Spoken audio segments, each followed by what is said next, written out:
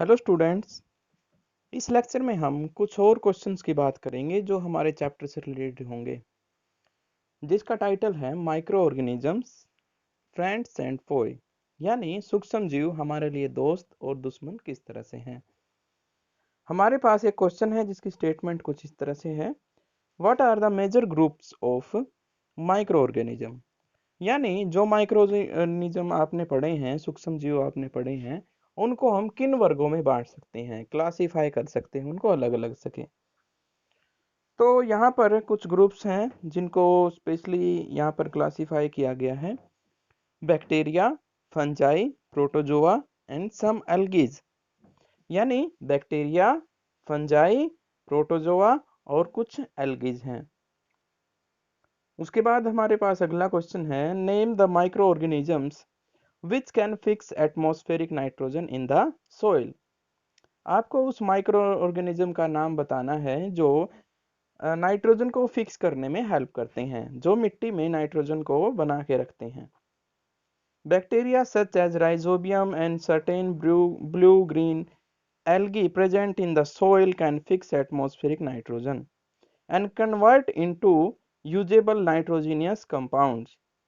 Rhizobium जो कि लेग्यूमिनेंस plant के जड़ों में पाए जाते हैं, वो और कुछ एल्गी यहाँ पर हेल्प करती हैं नाइट्रोजन को फिक्स करने में, यानी नाइट्रोजन साइकिल मेंटेन करने में। ये मिट्टी में प्रेजेंट होती हैं और एटमॉस्फेयर में जो नाइट्रोजन होती है उसको चेंज करते रहते हैं ये यूजेबल नाइट्रोजीनियस कंपाउंड्स में। प्लांट्स फिर उनको यूज कर लेते हैं और ये वाले जो कंपाउंड है नाइट्रोजीनियस कंपाउंड, ये फर्दर यूज होते हैं प्लांट्स के द्वारा प्रोटीन बनाने में और दूसरे यूजफुल कंपाउंड्स जो प्लांट्स को ग्रोथ के लिए चाहिए होते हैं। अगला क्वेश्चन हमारे पास है question number 7, write 10 lines on usefulness of micro organism in our life. यानी हमारी लाइफ में माइक्रो ऑर्गेनिज्म के 10 यूजफुल पॉइंट बताने हैं, वो किस तरह से काम करते हैं। तो बहुत आसान है, इंपॉर्टेंट पॉइंट लिखते हैं इनके बारे में। They are used in wine making.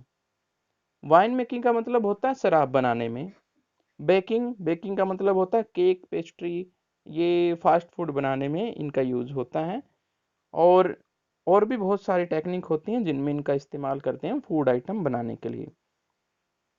उसके बाद है alcoholic fermentation by yeast is widely used in preparation of wine and bread. यहाँ पर अब कमर्शियल वाइन की बात हो रही है, यानी फैक्ट्रियों में जो शराब बनाई जाती है उसकी बात हो रही है। कमर्शियल वे में भी इसका यूज किया जाता है।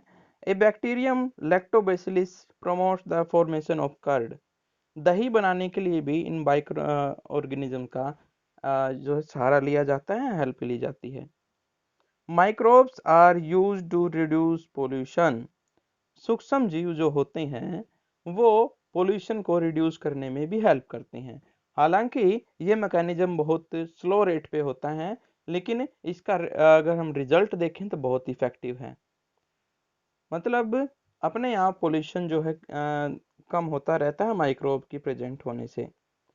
अगला पॉइंट है, they are use to increase the soil fertility by fixing the atmospheric nitrogen.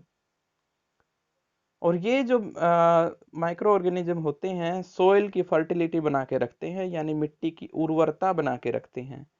और हम कह सकते हैं ये मिट्टी की उर्वरता बना के रख रहे हैं, तो क्रॉप फील्ड में उसकी यील्ड यानी उसकी मात्रा पर भी इनका इफेक्ट पड़ता है। Microbes are also useful in preparing many medicine and antibiotic. Microbes बहुत सारी अलग अलग तरह की एंटीबायोटिक्स और मेडिसिन बनाने में हेल्प करते हैं। Certain microbes are also used in biological treatment of sewage and industrial effluents. बहुत सारे जैसे सीवरेज सिस्टम है, उसमें ये माइक्रो ऑर्गेनिज्म हेल्प करते हैं बायोलॉजिकल ट्रीटमेंट के लिए। यानी बड़े शहरों में जहाँ पर जो वेस्टेज है पानी, उसको दोबारा से यूजेबल बनाया जाता है, तो बैक्टीरियाज की हेल्प ली जाती है। या फिर हम कह सकते हैं बड़े बड़े पूल क्लीनिंग करने के लिए, या फिर अलग अलग जो एनिमल हस्बेंड्रीज होती हैं उनमें ये फूड का काम करती हैं छोटे छोटे जीवों के लिए। क्वेश्चन नंबर 8 में आप देख सकते हैं हमारे पास जो स्टेटमेंट है वो ये कुछ इस तरह से है। Right A short paragraph on the harm caused by micro organism. पिछले क्वेश्चन में हमने बात की थी बेनिफिट्स की, माइक्रो ऑर्गेनिज्म किस तरह से हमारे लिए बेनिफिशियल है। इस क्वेश्चन में आपसे पूछा गया है कि किस तरह से बताएं कि माइक्रो ऑर्गेनिज्म हमारे लिए नुकसानदायक यानी हार्मफुल है। तो मैं पढ़ता हूँ इसको और साथ साथ में एक्सप्लेनेशन होगी। Micro organism are very harmful in many ways. कई तरीकों से ये हमारे लिए हार्मफुल है, खतरनाक है। Some of the micro organism cause disease in human beings. कुछ माइक्रो ऑर्गेनिज्म ऐसे होते हैं जो हमारे शरीर में बीमारियां फैलाने का काम करते हैं, प्लांट्स के अंदर, एनिमल्स के अंदर बीमारियां स्प्रेड करती हैं। Such disease causing micro organism are called pathogens. और ऐसे माइक्रो ऑर्गेनिज्म जो बीमारियां फैलाते हैं या वजह बनते हैं उनकी, उन्हें पैथोजेंस कहा जाता है। Some micro organism spoil food, clothing and leather. कुछ बैक्टीरिया टाइप माइक्रो ऑर्गेनिज्म जो डिकम्पोज करते रहते हैं फूड को, अपने फूड समझ करके स्पॉइल करते हैं उसको। जैसे कपड़े हैं वो भी बायोलॉजिकली होते हैं, उनको भी ये क्या करते रहते हैं, डिकम्पोज करते रहते हैं। लेदर है, ये भी बायोलॉजिकल पार्ट्स हैं, उनको भी ये डिकम्पोज करते रहते हैं। Some of the common disease affecting humans are cholera, common cold, chicken pox and tuberculosis.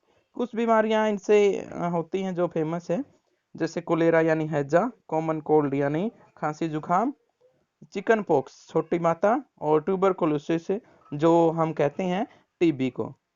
Several micro organism not only cause disease in humans but also in animals.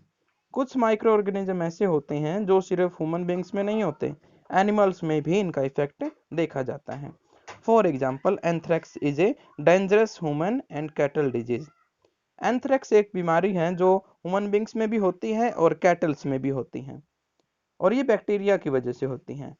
Disease causing micro organism in plants like wheat, rice, potato, sugarcane, orange, Apple and other reduce the yield of crop.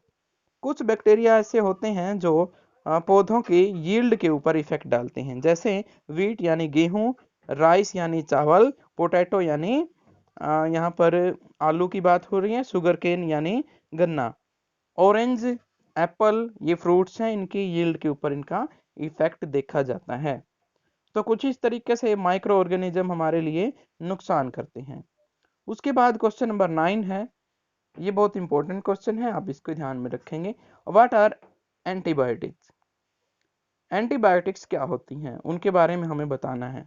What precautions must be taken while taking antibiotics. Antibiotics लेते वक्त हमें किन चीजों का ध्यान रखना चाहिए, इसकी बात यहाँ पर हो रही है। आंसर यहाँ पर बढ़ते हैं भी इसको। द मेडिसिन्स दैट किल और stop the growth of disease causing micro organism are called antibiotics. कुछ यहाँ पर मेडिसिन ऐसी होती हैं जो या तो ग्रोथ रोक देती हैं माइक्रो ऑर्गेनिजम्स की, या फिर उन्हें किल कर देती हैं। कौन से माइक्रो ऑर्गेनिज्म जो यहाँ पर डिजीज क्रिएट करते हैं, इफेक्ट यहाँ पर उसका होता है, उन्हें ये खत्म कर देते हैं और एंटीबायोटिक्स बनाती हैं। फॉर एग्जाम्पल, स्ट्रेप्टोमाइसिन, टेट्रासाइक्लिन, ये कुछ एंटीबायोटिक्स हैं जो केमिकल्स होते हैं एक तरह के, जो हमारे शरीर में इंजेक्ट किए जाते हैं बाय टैबलेट और इंजेक्शन, और उससे क्या होता है, एंटीबायोटिक्स बनते हैं हमारे शरीर में जो बैक्टीरिया की ग्रोथ को रोक देते हैं या उन्हें किल कर देते हैं। कुछ प्रिकॉशंस है जो हमें एंटीबायोटिक्स लेते वक्त ध्यान रखने चाहिए। Antibiotics should be taken only on the advice of A qualified doctor. Antibiotics हमें किसी डॉक्टर की हेल्प से ही लेनी चाहिए जो क्वालिफाइड हो, मतलब जो योग्य हो। One must finish the course prescribed by doctor.